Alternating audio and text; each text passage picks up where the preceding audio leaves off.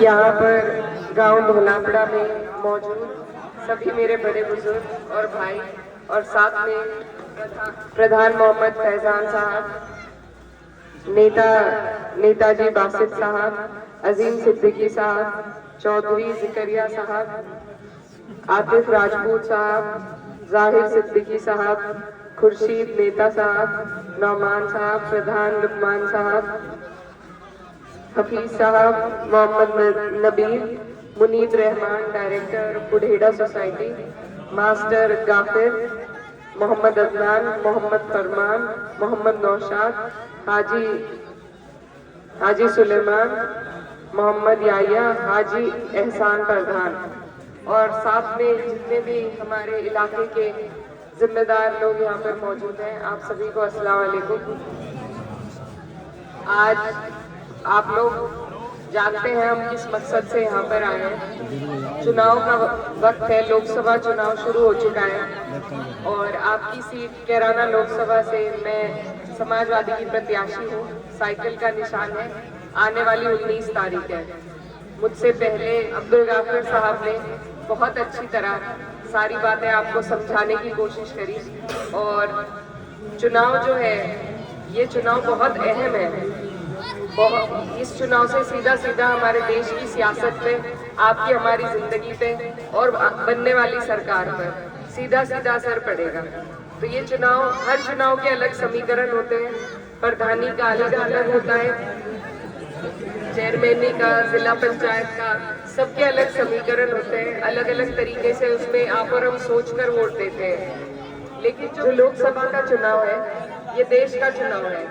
आप और हम जब पूरे 5 साल परेशान रहते हैं और ये सोचते हैं कि सरकार हमारे लिए कुछ क्यों नहीं कर रही, हमारी परेशानियों को दूर क्यों नहीं कर रही, हमारी आवाज क्यों नहीं सुन रही, तो उसका जवाब देने का अगर आपके पास वक्त मिलता है तो 5 साल बाद चुनाव का वक्त होता है और हम और किसी माध्यम से जवाब नहीं दे सकते। सिर्फ अपना वोट देकर, अपना वोट सही जगह देकर हम अपना विरोध भी दायर कर सकते हैं और अपनी आवाज बुलंद करने के लिए वोट दे सकते हैं।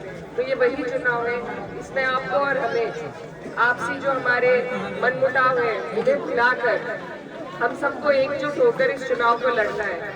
क्योंकि अगर हम इस बार चूक गए तो फिर से यही तानाशाही सरकार हमारे ऊपर मुसल्लत होगी और इस बार इनके मंसूबे हमारे लिए और भी खराब है।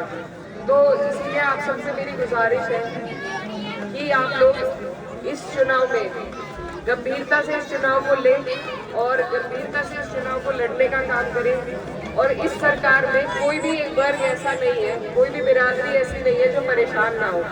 चाहे किसान हो, मजदूर हो, बेरोजगार हो, हमारे यहाँ युवा खड़े, सभी लोग यहाँ पर परेशान हैं और सारी बिरादरी, 36 बिरादरी का हमें सहयोग मिल रहा है। तो इसीलिए आप लोगों से मेरी यही गुजारिश है कि आप लोग भी इकट्ठा होकर अपने आसपास के, अपने दोस्तों में, यारों में, पड़ोस में, जितने भी लोग आप चुनाव में अपनी तरफ ला सके, आप प्रयास करिए, कोशिश कीजिए कि आप लोग ज्यादा से ज्यादा, क्योंकि ये चुनाव एक अकेले आदमी का नहीं हो सकता, एक अकेला आदमी से नहीं लड़ सकता। ये टोडर कुर्मिल से एलम तक का चुनाव है।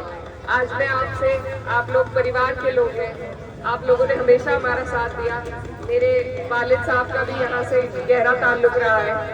मेरी अम्मी को भी आपने यहाँ से सांसद बनाया था, मेरे भाई को भी आपने वोट दिए थे।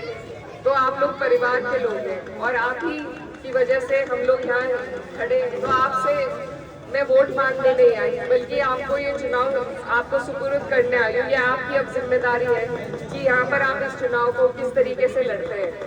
ये चुनाव बहुत अहम है आपके, हमारे मुस्तकबिल के लिए, हमारे बच्चों के आने वाले मुस्तकबिल के लिए। तो बहुत ही सोच समझ कर हमें इस चुनाव में काम करना है, इस चुनाव को आगे लेकर चलना है। और आप लोग यहाँ जितने भी लोग मौजूद हैं, जितना प्यार और मान सम्मान आप यहाँ पर दे रहे हैं, इसको बरकरार रखकर 19 तारीख में आपको वोटों में तब्दील करना है।